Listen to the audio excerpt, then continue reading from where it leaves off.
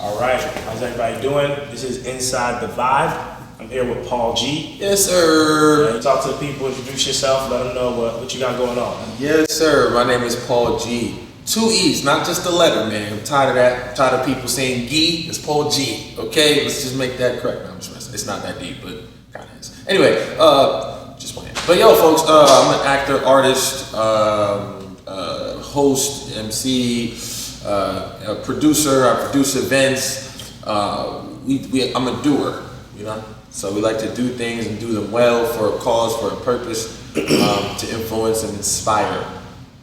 So that's my goal, man. That's why I exist. Cool. So I'm Yoru. This is Inside the Vibe. I'm here with Paul G. Speak a little bit about your creative process. What does that look like to you?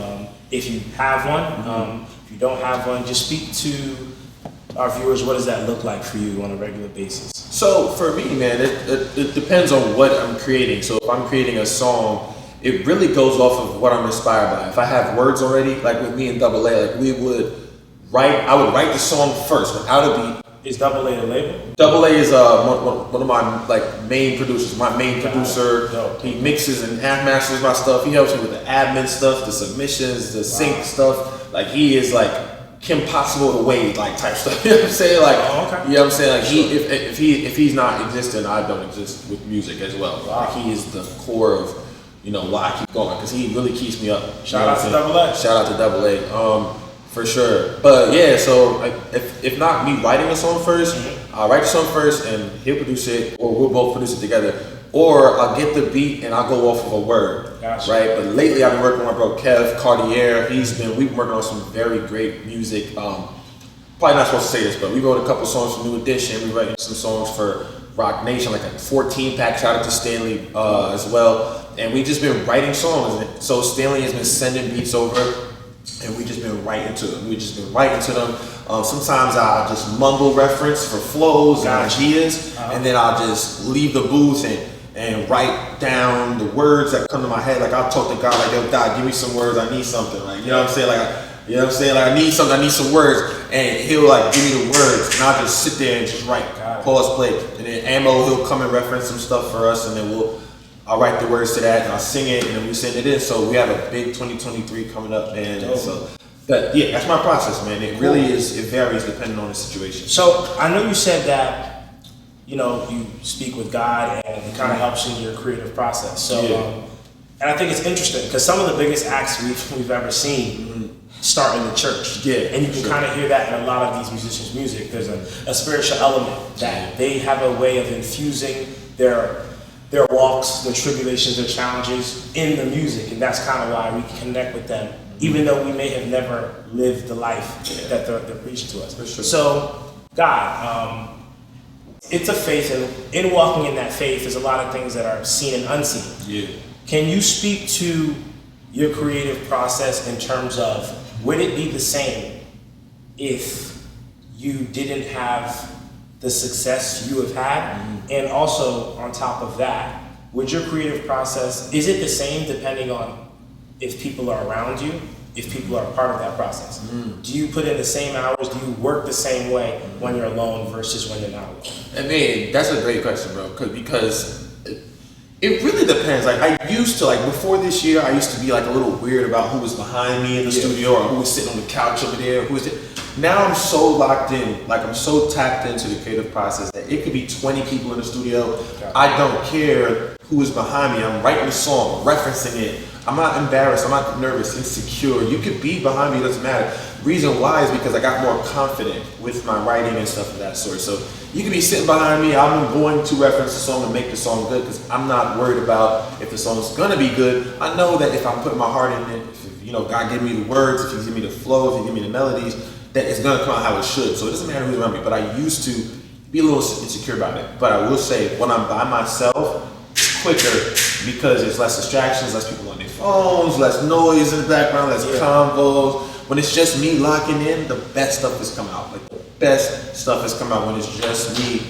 I could put the mic here, I could sit with it, I could sit with the computer, I could just record, boom. But yeah, man, the process by myself or other people, it don't really matter. You know what I mean? to these challenges in the walk that we've been discussing. I know you said you've done some work for Rock Nation and even with New Edition. Yeah. What are some challenges that you would say you have experienced in working with, I would say, the little guy, or even big entities such as Rock Nation and New Edition? Well, I'll say like, man, like, so the songwriting game is like very weird. Like, and it's like there's no real way in unless somebody literally brings you in. So Kev literally called me, was like, I was in Guatemala with my girl, and That's a flex. Yeah, no, it was for a wedding. It was for a wedding. Not for like, I mean, we did turn up though. We had a ball. That's a flex. You can't get that up. But you know, I was in Guatemala. Boy, Kev, he calls me and he's like, "Yo, dog, we got the situation with Rock Nation. I need you to come in. Like, I need you to write some inspirational stuff. I need you to come in." Da da da. So Kev called me up. We got in there, and like 15 songs later, like you know what I'm saying, like so. We are waiting, you know, we're in a waiting process, but dealing with that is all about faith and confidence and like inspiring yourself, because you know these big opportunities come, but you ever been on a roller coaster? You get so high and then there's a big dip. Yeah, that's the weird thing I'm seeing nowadays. Like I actually saw this guy Austin something. He played Elvis in the movie. Okay, He was at such a high from doing such a big movie that when it was stopped, he was just like, to do. What do I do now? Like, do I just dip? Do it like it just a dip? He got really depressed after. And I'm not saying that I'm depressed. I'm saying like as I'm getting to where I want to go, the bigger stuff is coming, but you know it's not as consistent. So I just shot for Blue Bloods the other day. Like you know what I'm saying, the show Blue Bloods, and it'll be coming out in January. Thank God for that. But it's so big, and you're like, yo, I finally got one of my goals. Yeah. 2 days later, you back to the grind. But the grind is beautiful. Like, you know what I'm saying? We're still writing music. We're still doing the virtual stuff. You know what I'm saying? We're still outside doing the hosting and making music and stuff like that. But you said working with the big entities and the smaller ones, I'm grateful for it all, because you're doing, essentially I'm doing what I wanted to do. I do what I want to do. I do what I've been working hard to do. I'm not famous, obviously. I'm not rich, obviously. I mean, but I'm getting there, bro. Yeah. So working with the big companies, it feels good, but I used to feel that drop. I don't feel that drop anymore, working with those big companies coming down, because I know more is gonna come. I know more is gonna come. You know what I'm saying? And the smaller ones, I'm grateful because I'm still doing what I want to do. I don't have a 9 to 5. I don't have a boss. You know what I'm saying? Like I'm my own boss, and we work and we appreciate every gig, every job, everything. Man. Being self-employed. Shout out to all the entrepreneurs out there. It's a day-to-day struggle for real. Yeah, so I would say you've spoken on songwriting and music, and your friend, what was Kev Cartier. Kev Cartier. Yes, sir. Shout out Kev Cartier. So shout out Alex. How did you realize you had a writing talent? I feel like all of us, and I'm going to generalize here. When you're young, you either think you can rap or do some form of music, play basketball, or you know some type of artistic expression. I thought I could play basketball, but then I realized I couldn't, and I realized pretty quickly. So I didn't have to waste too much time for real. So we got your shot blocked, and you was like, "Yeah, this ain't for me." I was more of somebody who I played like I was maybe 6'6". I'm not 6'6" at all. Okay. But I can't shoot, and I just play defense. But those turned into quick fouls. So. Yeah, no, right. You hacking, bro. Exactly. But you know what? It was lying. But either way, I digress. The main thing I want to know, speak to how you found out you had a future in songwriting, and how your friend Kevin believed in that future. Dude, all right, so the core of me believing in that is believing in myself and believing that I can do what I say I can do. I can try. And you know, yes, you can think you can do something, you can try it, you can do it as much as you want, but if it doesn't touch people, if it doesn't affect people, you probably are wasting your time. So like how you said, like basketball, your basketball skill didn't really touch people like that, in the sense of like your coach ain't see that in you, and that's fine. Well, I mean, I was on the bench, so he didn't see me at all.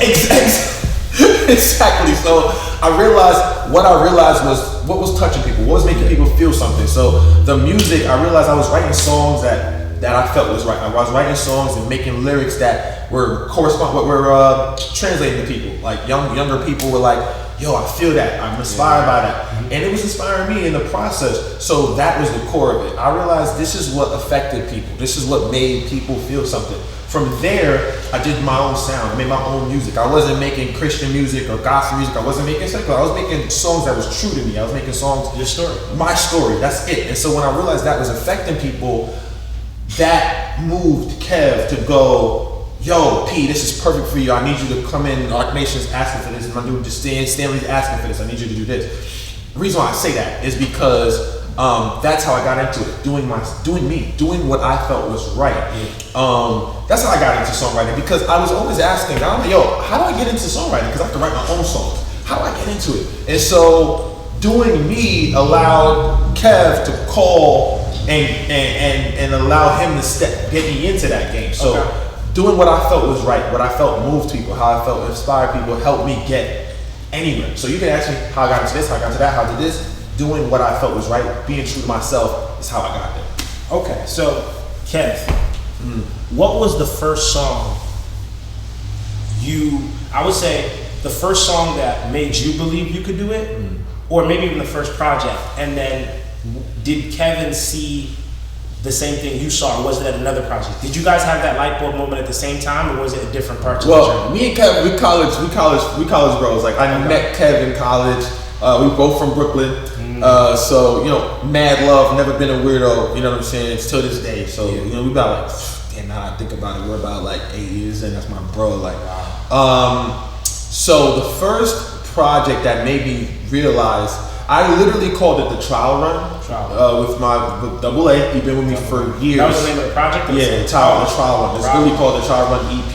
It's on Basecamp. Don't look for it.